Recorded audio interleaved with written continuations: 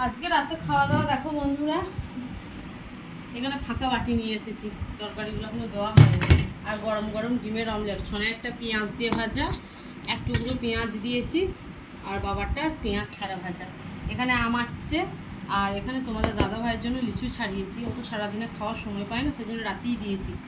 আর এখানে দেখো সয়াবিন আলু তরকারি করেছি। সয়াবিন আলু তরকারি না খুব ভালো হয়েছে, একদম মাখা মাখা করেছি, গাঢ় হয়েছে, গাঢ় যেটা।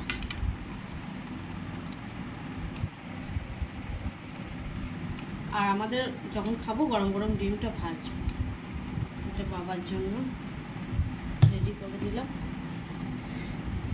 আর এটা শোনাই এ বাবু, ইয়ে নিবি, আমের আচার নিবি? অল্প দাও। তো চলো খাওয়া দাওয়াটা করবো, ওরা আবার দেখা হচ্ছে তোমাদের সাথে। শুভরাত্রি, যেহেতু রাত এখন, তাই শুভরাত্রি। আর এখানে আম আছে।